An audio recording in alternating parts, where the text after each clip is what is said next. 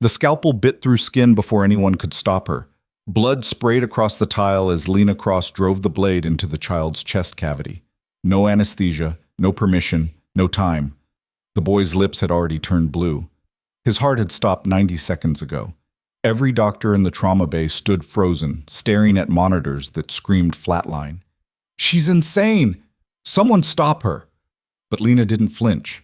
Her hands moved like machinery, precise, cold, impossibly fast. She cracked the sternum with her bare fingers, reached inside, and began manual cardiac compression directly on the muscle. The room went silent except for the wet rhythm of her hands and the hiss of the ventilator. Then the door exploded inward. Not security, not hospital administration.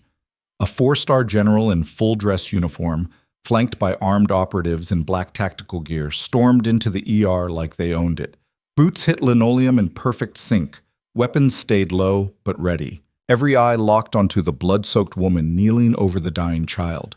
The general stopped 3 feet from her, didn't speak, didn't move, and then, slowly, deliberately, he raised his hand to his brow. A salute, not to a nurse, to a weapon. Kid. Now, before we go any further, I need you to do something for me. Follow this story all the way to the end, like this video.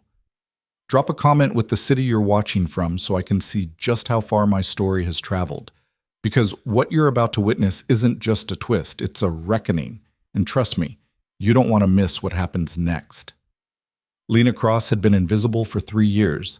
She clocked in at Redwood Harbor Medical Center every shift at 6:45 a.m. 15 minutes early, and no one noticed. She restocked supply carts, prepped IV lines, helped confused patients find the bathroom, and took orders from residents half her age who spoke to her like she was furniture. When doctors rounded, they talked over her. When families asked questions, they looked past her to find someone real. She was a nurse. That meant she was replaceable. At least that's what everyone believed. "Lena, clean up Bay 4. Someone puked." The charge nurse, Diane Merrick, didn't even look up from her phone when she said it, just flicked her wrist like she was shooing a fly. Lena nodded, grabbed the mop bucket, and rolled it down the hallway without a word.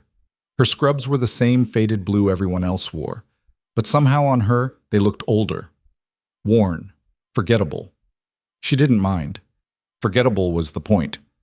Bay 4 reeked of bile and cheap vodka. A man in his 50s lay on the gurney, half conscious, muttering something about his ex-wife and a boat he'd lost in the divorce.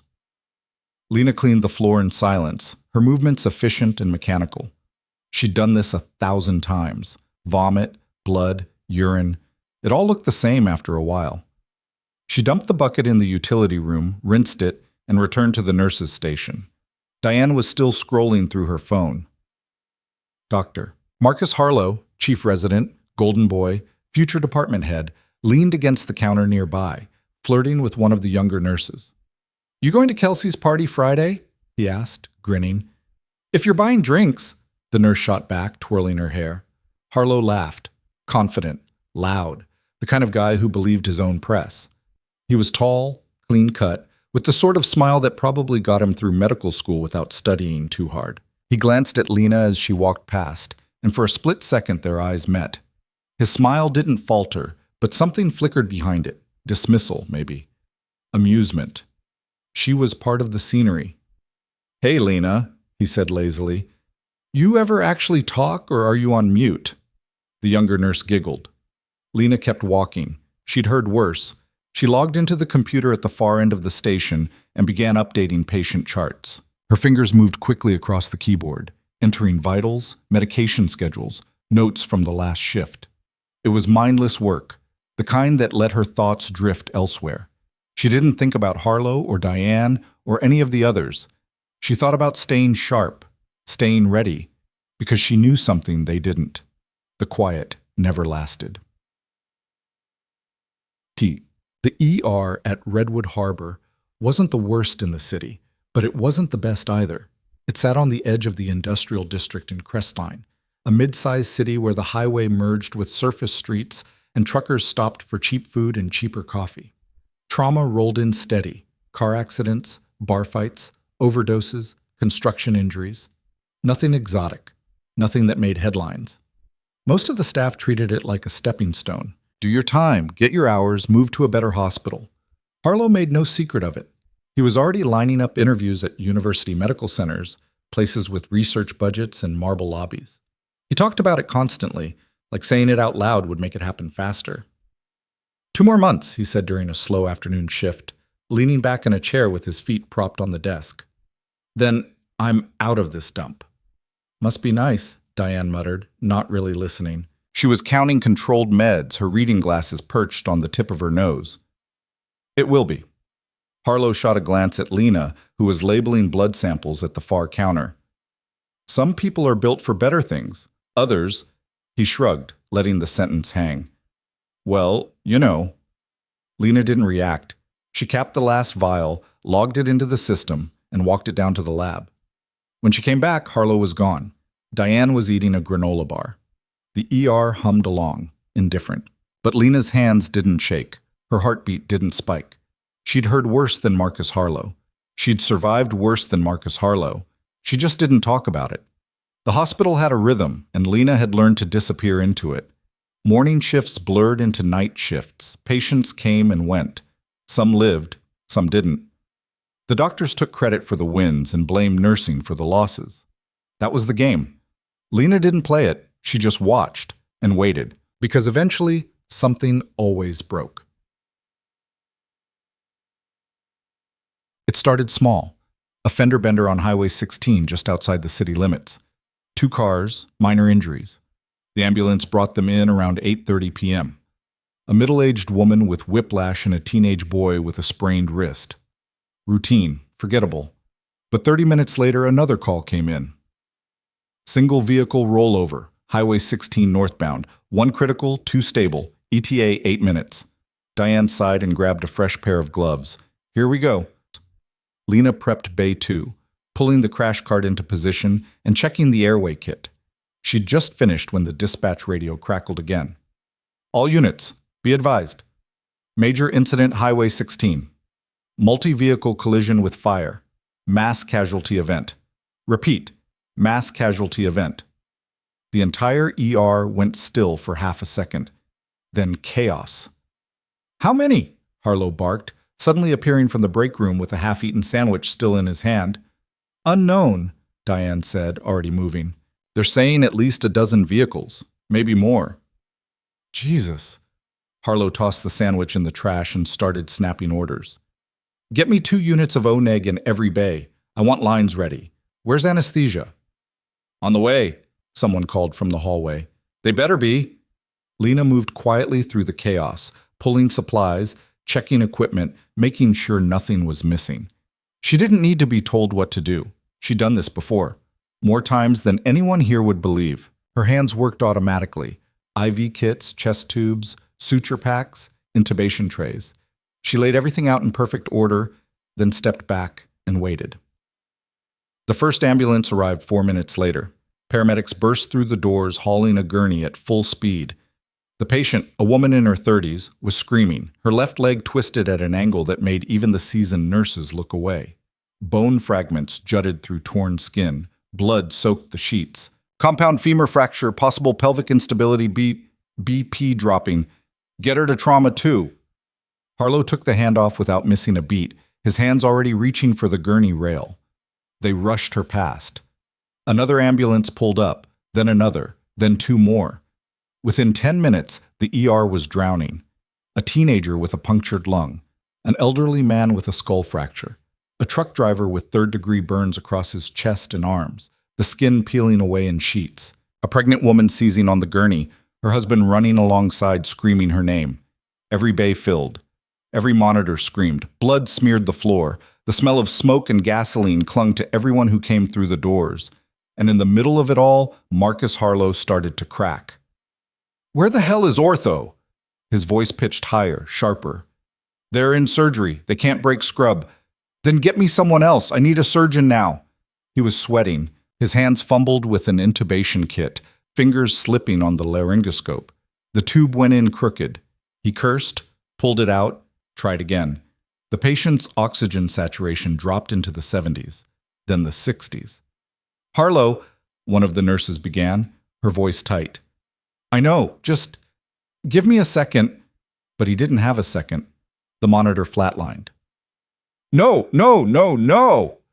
Harlow grabbed the defibrillator paddles, slapped them on the patient's chest, and hit the charge button. The body jerked. Nothing.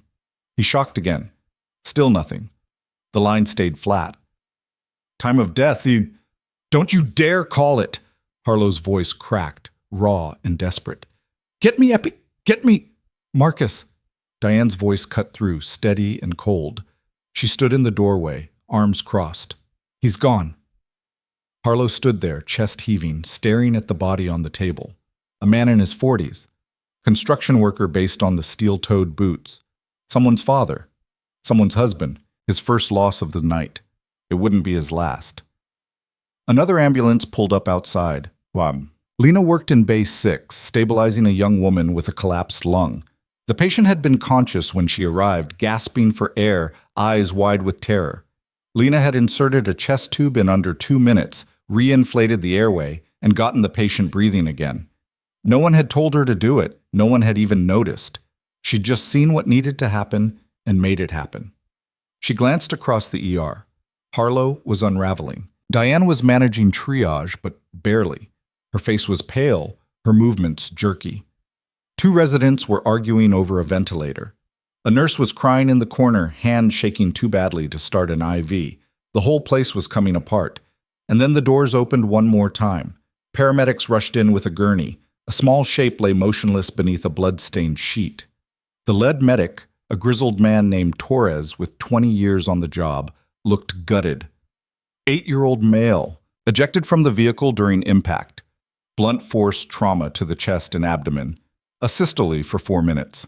We tried everything. Compressions, EP, 2 rounds of shocks. Nothing. Harlow looked at the boy. Looked at Torres.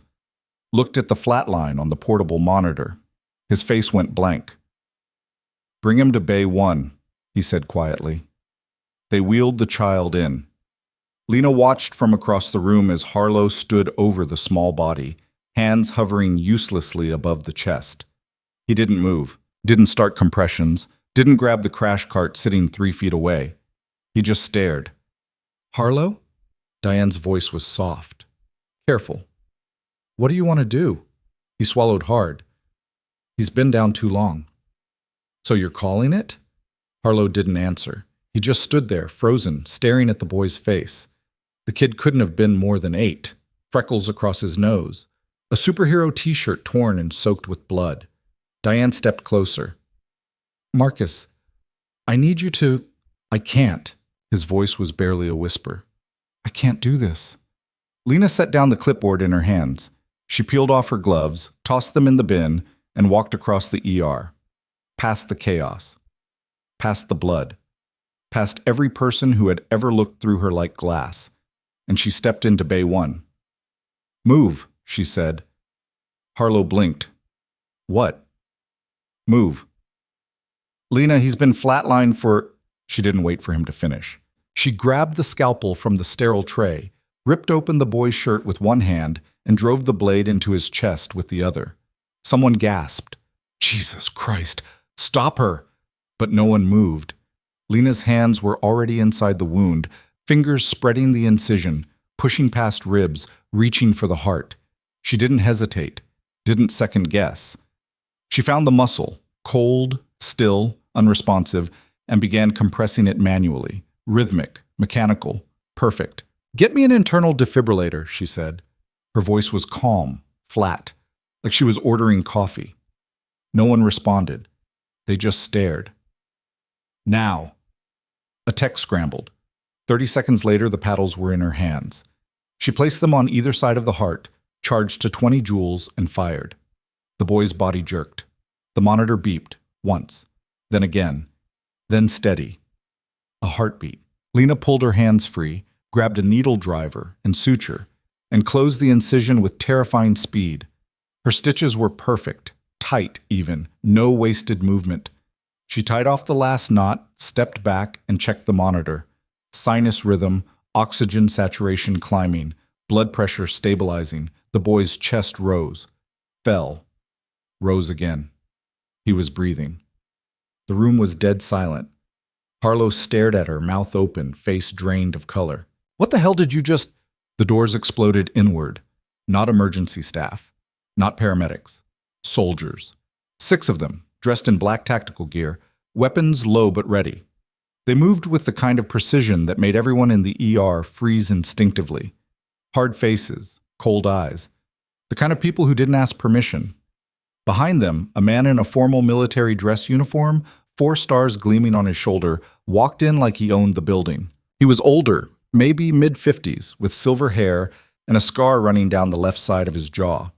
His boots echoed on the tile. He scanned the room once. His eyes locked onto Lena, and then he raised his hand in a slow, deliberate salute. "Good to see you again," he said quietly. "Call sign, Viper." Harlow's face went white. Diane dropped the chart she was holding. It clattered to the floor.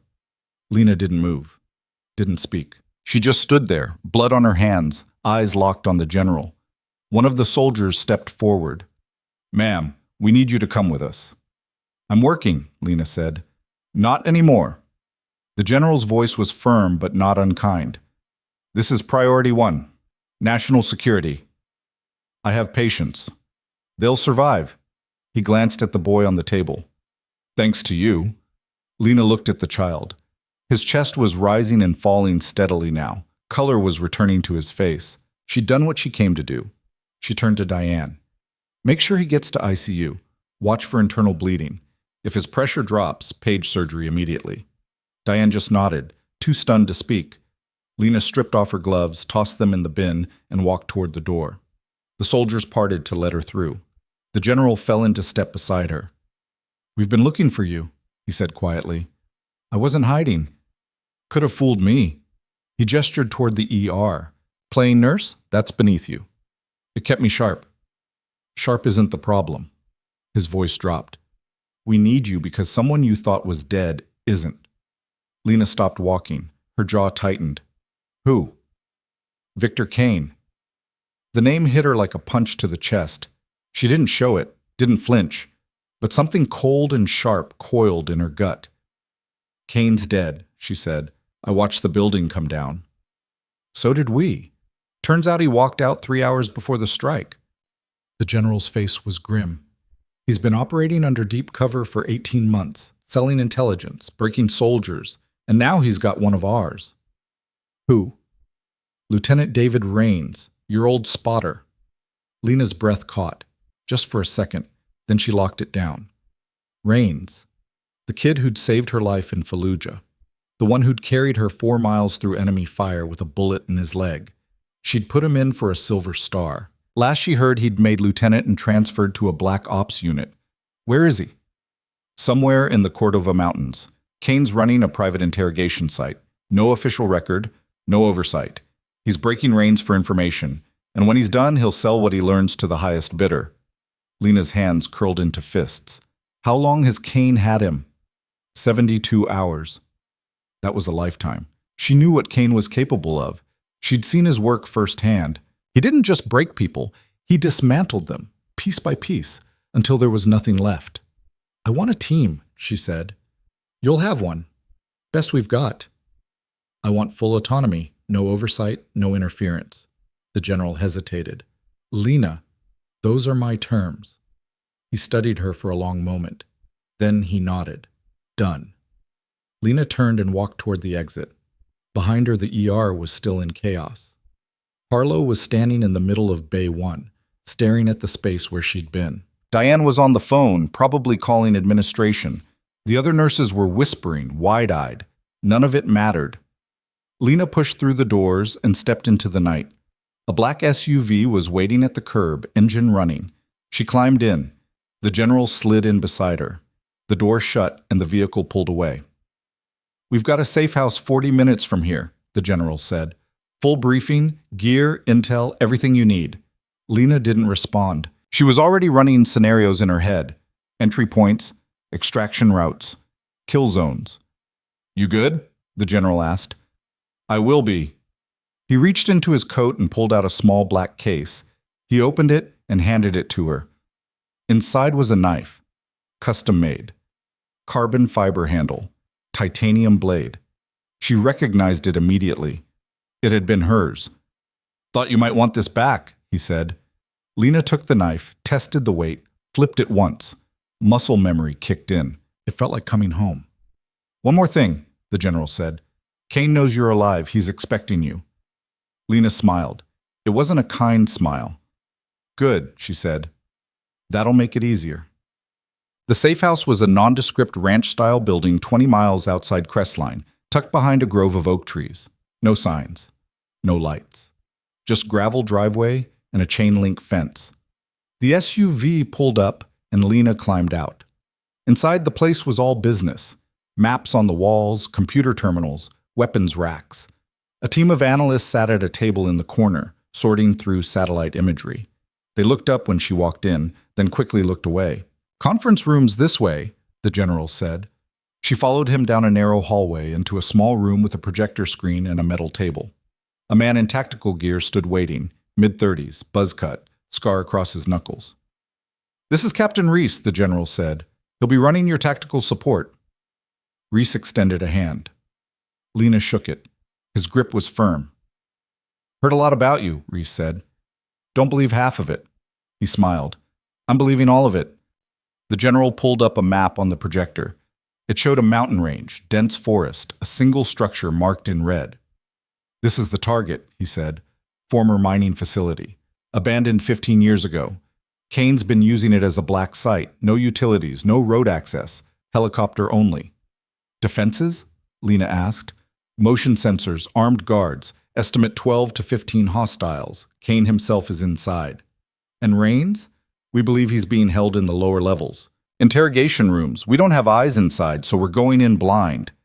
Lena studied the map. The facility was a fortress. Narrow entry points, high ground, limited cover, a nightmare for extraction. But she'd done worse. When do we move? She asked. Tomorrow night, 2200 hours. I'll need a full gear loadout. Suppressed rifle, sidearm, breaching charges, medical kit. Already prepped, Reese said. You'll have everything. The general leaned forward. Lena, this is a recovery mission. Get Rains out alive. If you can take Kane, do it. But the priority is Rains. Lena met his eyes. Kane won't walk away from this. I'm not asking him to. The general's voice was hard. I'm telling you what the mission parameters are. What you do inside that building is your call. She nodded. Understood. Good. Get some rest. Briefing at 0600. Lena turned and walked out. Reese followed her into the hallway. You really think we can pull this off? He asked. Yes. You sound sure. I am. She glanced at him. Kane thinks he's untouchable. That's his weakness. What's yours? Lena stopped walking. She looked at Reese, and for just a moment something cold flickered in her eyes. I don't have one, she said. Then she walked away. Back at Redwood Harbor Medical Center, the ER was finally starting to calm down. Most of the critical patients had been stabilized. The dead had been moved to the morgue. The floors were being mopped. Marcus Harlow sat in the break room, staring at a cup of cold coffee. He hadn't moved in 20 minutes. Diane walked in, poured herself a cup, and sat down across from him. You okay? She asked. No. He shook his head. What the hell just happened? I don't know. That kid was dead. Flatlined for 4 minutes, no pulse, no rhythm, nothing. Harlow's voice was shaking, and she just brought him back. Yeah. How? Diane didn't answer. Harlow looked up at her. Who is she? I don't know, Diane said again, but I don't think she's just a nurse. Then what is she? Diane stared at the door where Lena had walked out. The soldiers, the general, the salute. Something we're not supposed to know about, she said quietly. Harlow rubbed his face. This is insane. Maybe, Diane stood up. But that kid's alive, and we're not. So maybe insane is what we needed.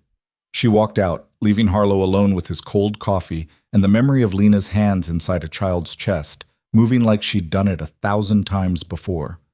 Because she had. Lena stood in the safe house armory, checking her gear. The rifle was a custom AR-15, suppressed, with a holographic sight. The sidearm was a Glock 19, also suppressed. She field stripped both, checked the actions, reassembled them. Perfect. She strapped the knife to her thigh, loaded 3 magazines, clipped a flashbang to her vest. Reese walked in. You always this thorough? Always? Good. He leaned against the wall. I read your file. And? And it's terrifying. Lena didn't smile. It should be. You really saved a whole unit in Mosul by performing field surgery in a collapsing building? I didn't have a choice. You always say that. Because it's always true. Reese studied her. Why'd you disappear? You could have had your pick of assignments, special operations, training command, anything. Lena loaded the last magazine and slid it into her vest. I was tired. Of what? Killing. The word hung in the air. Reese nodded slowly. And now? Lena looked at him. Her eyes were cold, empty. Now I'm not, she said. The helicopter blades beat the air like a war drum. Lena sat in the back of the Blackhawk, harness tight across her chest, rifle between her knees. The night was moonless. Below, the Cordova Mountains stretched out in jagged black silhouettes, peaks cutting into the sky like broken teeth. No lights, no roads, just wilderness and whatever hell Victor Kane had built in the middle of it. Reese sat across from her, checking his gear for the 3rd time. 2 other operators flanked him, call signs Frost and Havoc. Both were seasoned. Both had seen combat. Neither had said a word since takeoff. The pilot's voice crackled through the headset. 5 minutes to drop zone. Lena adjusted her vest, felt the weight of the knife strapped to her thigh. The Glock sat snug in its holster. 3 magazines, 1 flashbang, a breaching charge clipped to her belt, light loadout, fast and surgical. Reese leaned forward. You good? She didn't answer, just stared out the open door at the darkness rushing past. Viper. His voice was firm. You good? Yeah. You sure? Because once we hit the ground, there's no backup, no air support, no extraction until we call it in. Lena turned her head, met his eyes. I said I'm good. Reese held her gaze for a moment, then nodded. He'd read the file. He knew what she was capable of. But reading about it and seeing it were different things. The helicopter banked hard left. Lena grabbed the overhead strap to steady herself. Through the door, she could see the target now, a dark structure nestled in a valley between 2 ridges. No external lights, just the faint glow of generator exhaust venting from the side of the building. There, the pilot said. LZ is clear. 30 seconds. Lena unclipped her harness and moved to the door. The wind tore at her face, cold and sharp. She checked her rifle one last time, flipped the safety off, and waited. The helicopter descended fast. 20 feet, 10, 5. Go, go, go! Lena jumped. She hit the ground hard, rolled, came up in a crouch with the rifle already at her shoulder. Reese landed beside her, followed by Frost and Havoc. The helicopter pulled up immediately, rotors screaming, and disappeared into the night. Silence. Lena scanned the tree line. Nothing moved, no guards, no patrols. Just the low hum of the generator and the rustle of wind through the pines. Reese moved up beside her. Too quiet. He knows we're here, Lena said. Then why no welcoming committee? Because he wants us inside. Reese cursed under his breath. This is a trap. Everything's a trap. Lena stood and started moving toward the facility. We're just better at springing them. They moved in a tight formation, weapons up, spacing perfect. 50 meters to the facility, 40, 30. Still no movement. The building was old, concrete and steel, weathered by years of neglect. Rust stains streaked the walls. Windows were boarded over. A single metal door sat at ground level, partially concealed by overgrown brush. Lena stopped 10 meters out and raised a fist. The team froze. She studied the door. No visible cameras, no motion sensors. But that didn't mean anything. Kane was smart. He wouldn't leave the front door unguarded unless he wanted them to use it. Frost, she whispered. Check for tripwires. Frost moved forward, low and slow, scanning the ground with a handheld detector. He reached the door, ran the scanner along the frame, then looked back and shook his head. Clean. Lena didn't believe it. She moved forward, knelt beside the door, and examined the hinges. Standard industrial hardware. No explosive rigging, no secondary triggers. She tested the handle. Unlocked. "This is wrong," Reese muttered. "I know." Lena pulled the breaching charge from her belt and set it on the ground. "We're not using the door." She moved along the wall, scanning for weaknesses. 20 feet down, she found it, a ventilation grate, rusted and loose. She pried it open with her knife. The shaft beyond was narrow, but navigable. "Havoc, you're smallest. You're going in." Havoc nodded, slung his rifle, and squeezed through the opening. He disappeared into the darkness. 30 seconds later, his voice crackled through the comms. "I'm in. Maintenance corridor. No hostiles. Door at the far end." "Open it," Lena said. A metallic clang echoed from inside. Then the door beside them swung open. Havoc stood in the doorway, rifle up. "Clear." They moved inside. The corridor was dark, lit only by emergency lights mounted near the ceiling. The air smelled like mold and diesel fuel. Water dripped somewhere in the distance. Lena took point, moving fast but controlled. Every corner was a potential kill box. Every doorway a firing position. They reached a stairwell. Lena paused, listening. Voices echoed from below, faint, indistinct. At least 2, maybe 3. She descended slowly, rifle tracking every shadow. The voices grew louder. Someone laughed. A door slammed. At the bottom of the stairs, a hallway stretched out in both directions. Fluorescent lights flickered overhead. To the left, the hallway ended in a closed door. To the right, it opened into what looked like a common area. Lena moved right. 3 guards sat around a table, playing cards. Assault rifles leaned against the wall. None of them were wearing body armor. Sloppy, overconfident. Lena raised her rifle. Reese moved up beside her, covering the opposite angle. She fired 3 times. Suppressed rounds punched through skulls. The guards dropped without a sound. Cards scattered across the table. One of them twitched once, then went still. Lena moved into the room, checked the bodies, grabbed the radios off their belts. She handed one to Reese. "Monitor their frequency. If anyone calls in, we'll know." Reese clipped the radio to his vest. "How many more you think are down here?" "At least 10, maybe more." "And Kane?" "He's here. He wouldn't miss this." They moved deeper into the facility. The hallways twisted and branched like a maze. Some doors were locked. Others hung open, revealing empty rooms filled with old equipment and debris. They cleared each one methodically. No room for mistakes. Then Lena heard it. A scream. Faint, distant, but unmistakable. She stopped, held up a fist. The team froze. The scream came again, longer this time, raw, desperate. "Rains," Lena whispered. She started running. Reese called after her, but she didn't stop. She followed the sound down a narrow corridor, past rusted pipes and exposed wiring. The screaming grew louder, then it cut off abruptly. Lena stopped outside a heavy steel door. A small window was set at eye level. She looked through. The room beyond was a nightmare. Rains hung from chains bolted to the ceiling, shirtless, his body a canvas of bruises and cuts. His head sagged forward, blood dripping from his mouth. A man stood in front of him, holding a pair of pliers. Victor Kane. He looked older than Lena remembered, grayer, thinner, but the eyes were the same, cold, calculating, empty. He said something to Rains too quiet for Lena to hear. Then he grabbed one of Rains' fingers and started to twist. Rains screamed again. Lena's hand tightened on the rifle. Every instinct told her to kick the door in and put a bullet between Kane's eyes, but she forced herself to stop, to think. If she went in loud, Kane might kill Rains before she could stop him. She needed a different approach. Reese caught up, breathing hard. "What are you—" Lena held up a hand, cutting him off. She pointed at the door, then at Kane through the window. Reese looked, and his face went hard. "We breach. He kills Rains," Lena said quietly. "I need to get him out first." "How?" Lena scanned the hallway.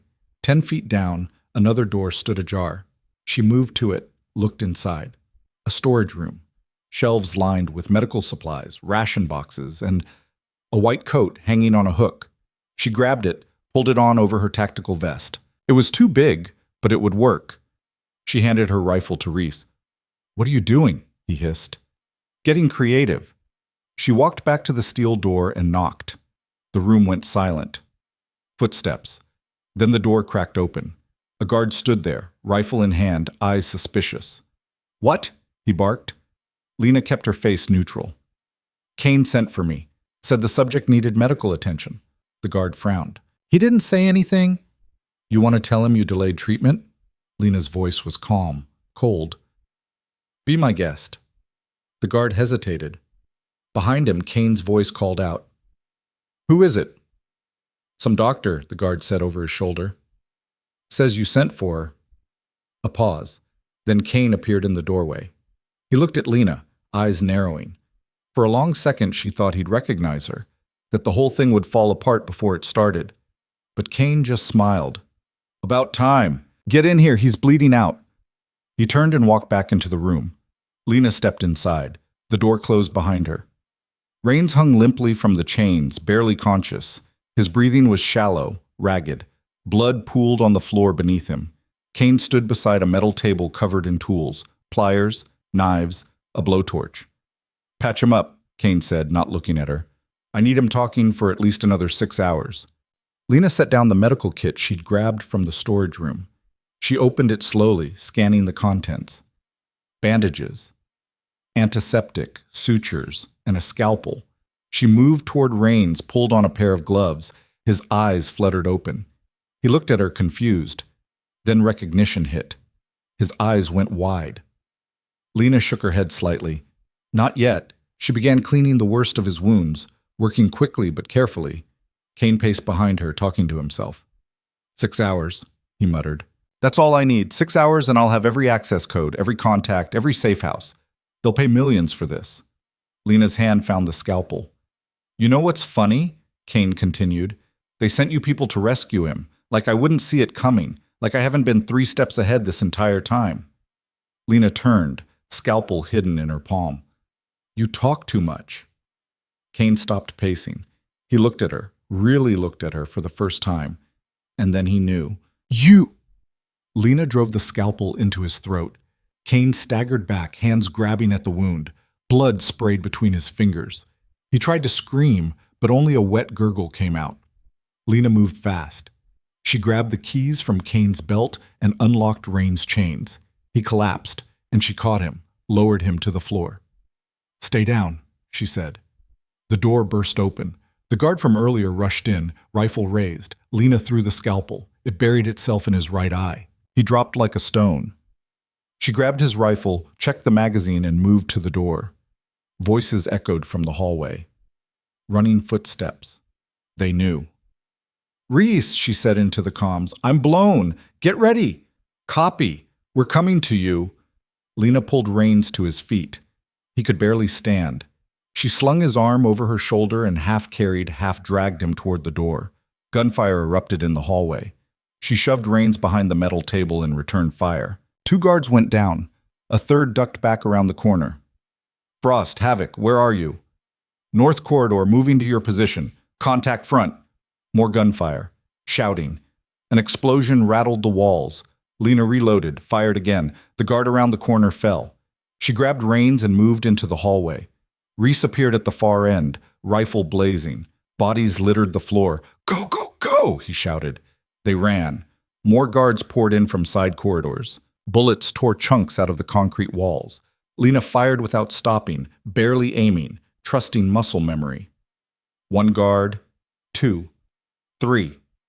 They dropped. They reached the stairwell. Frost was already there, setting a breaching charge on a locked door. "This leads to the surface," he said. 30 seconds. Lena set Reins down, turned, and fired back down the hallway. Reese crouched beside her, reloading. "How many left?" he asked. "Too many." The charge detonated. The door blew inward. Frost disappeared through the smoke. "Clear! Move!" Lena grabbed Reins again. They stumbled through the doorway into a narrow tunnel. Emergency lights flickered overhead. The tunnel sloped upward, rough-cut rock walls closing in on both sides. Behind them, more gunfire. Shouting. Someone screamed. They kept running. The tunnel opened into a loading bay. Rusted vehicles sat abandoned in the corners. A massive steel door blocked the far end, the exit. Havoc was already there, working on the lock. "It's electronic. I need 2 minutes." You've got 30 seconds, Lena said. She turned and fired at the tunnel entrance. Guards poured through, rifles blazing. Reese went down, hit in the shoulder. He cursed, rolled behind a concrete barrier, kept firing. Frost tossed a grenade. The explosion tore through the tunnel mouth, collapsing part of the ceiling. Dust and debris filled the air. Got it! Havoc yanked the door open. Night air rushed in. Lena dragged Rains toward the exit. Reese followed, blood streaming down his arm. Frost covered their retreat, firing controlled bursts. They burst out into the open. The helicopter sat 50 meters away, rotors already spinning. Run! The pilot's voice screamed through the comms. I've got incoming! A rocket streaked across the sky. It hit the Black Hawk dead center. The explosion lit up the night, burning wreckage scattered across the ground. The shockwave knocked Lena off her feet. She hit the dirt hard, ears ringing, vision blurred. Reese grabbed her arm. We need to move. Now! She scrambled up, grabbed Rains. They ran toward the tree line as gunfire erupted behind them. Bullets tore through the air. Frost went down, hit twice in the chest. He didn't get up. Keep moving! Reese shouted. They reached the trees.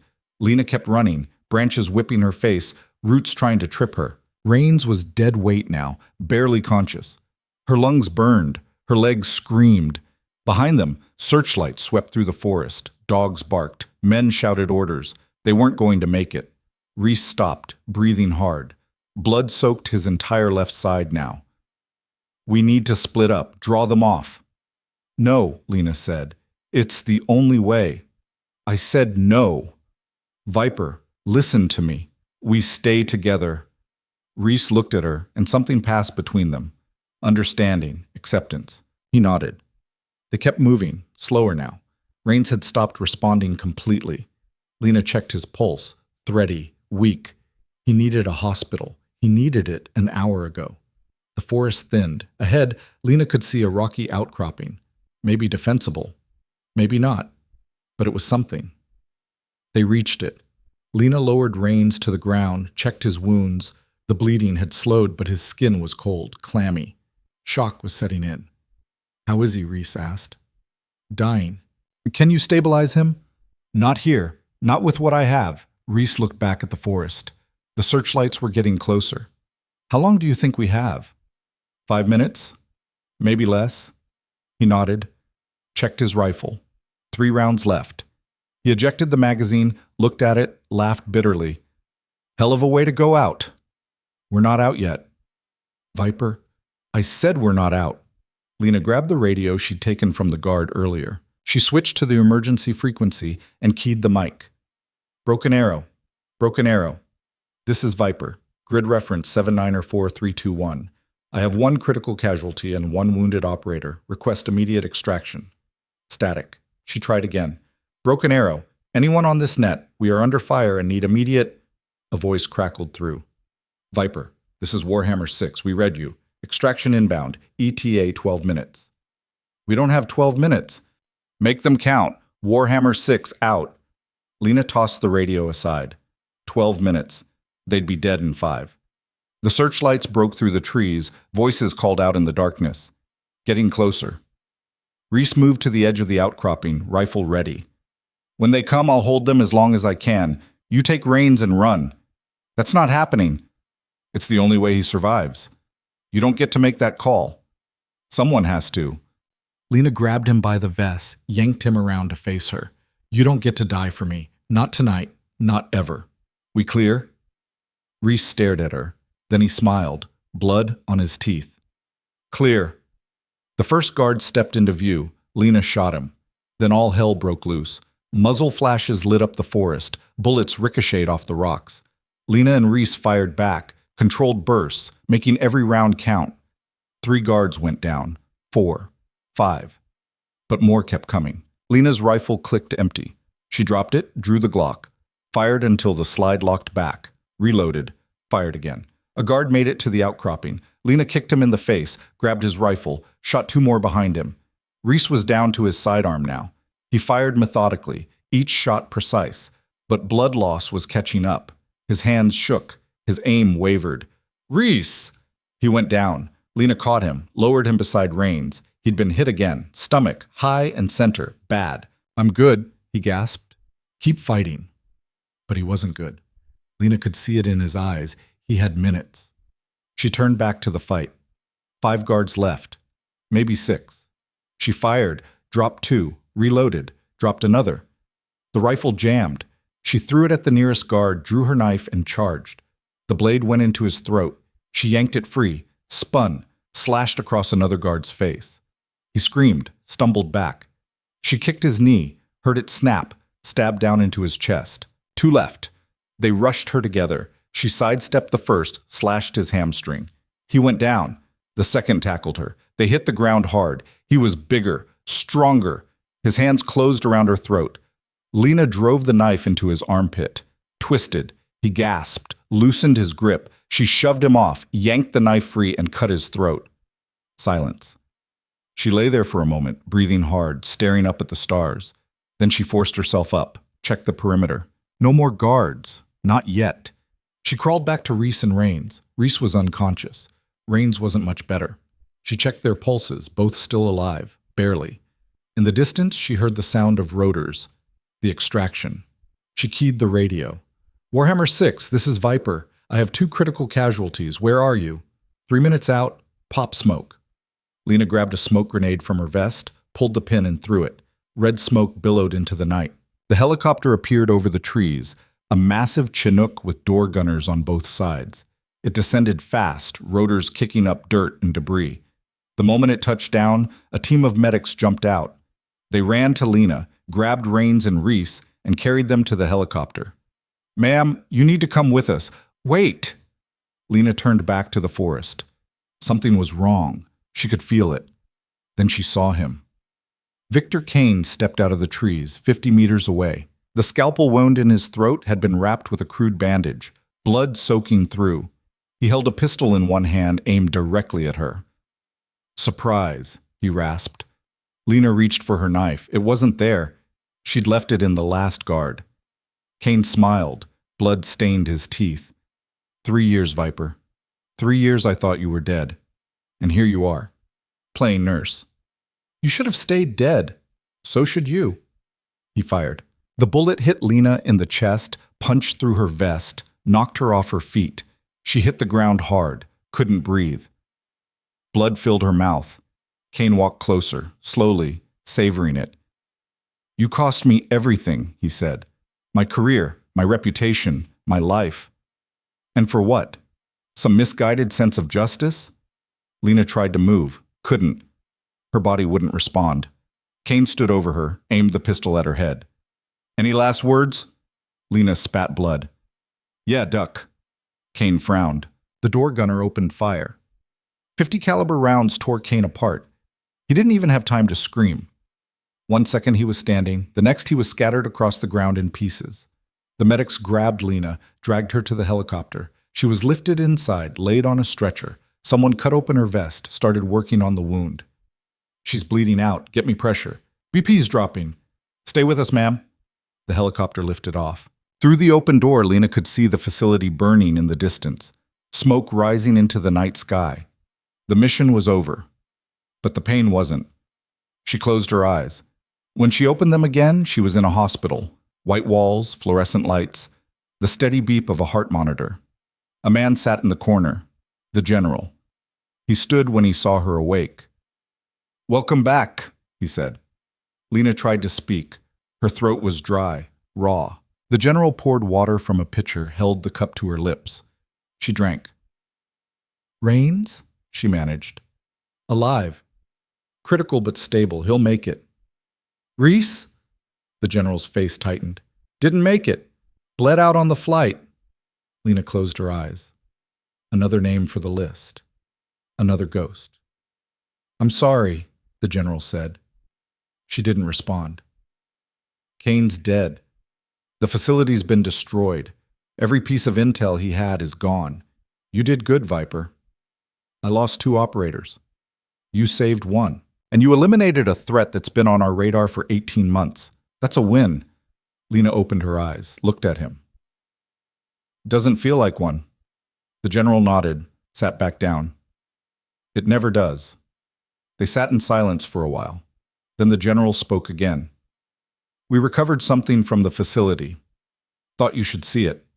He pulled out a file folder, set it on the bed beside her. Lena opened it. Inside were documents, ledgers, bank transfers, names, and photographs. Her breath caught. The photos showed government officials, military officers, intelligence agents, all of them meeting with Kane, all of them dirty. He wasn't just selling secrets, the general said quietly. He was running an entire network, blackmail, extortion, assassination, and these people were helping him. Lena flipped through the pages. She recognized some of the names, high-ranking, powerful. "Why are you showing me this?" she asked. "Because we need someone to clean it up. Someone who doesn't play politics. Someone who gets results." Lena looked at him. "You want me to hunt them. I want you to finish what Kane started, except this time on our terms." She closed the file, pushed it away. "I'm done." "Are you?" "I went back to save Rains, that's it. I'm not your weapon anymore." The general stood, picked up the file. "That's what you said 3 years ago, and yet here you are."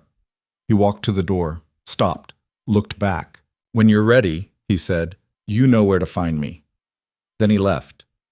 Lena lay there, staring at the ceiling. The monitor beeped. The IV dripped. Outside, she could hear voices. Footsteps. Life continuing. But all she could think about was the file. The names, the faces, and the fact that somewhere out there, those people were still walking around. Still breathing, still thinking they'd gotten away with it. 3 days later, Lena discharged herself from the hospital, against medical advice. The doctors tried to stop her. She ignored them. She took a cab back to Redwood Harbor Medical Center.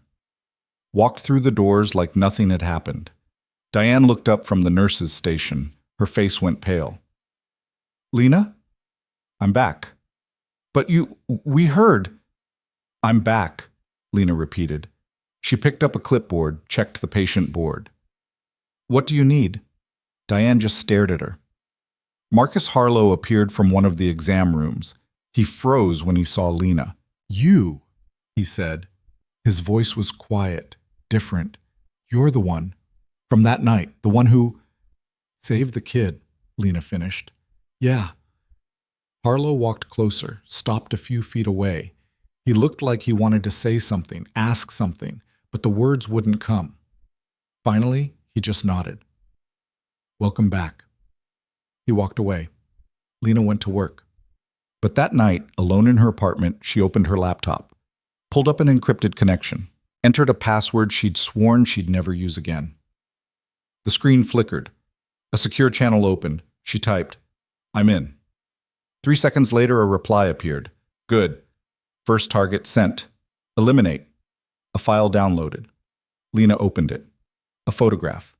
A name. An address. Senator Richard Halloway, Armed Services Committee, one of the men in Kane's ledger. Lena closed the laptop, stood, walked to her closet and pulled out a black duffel bag she'd hidden in the back.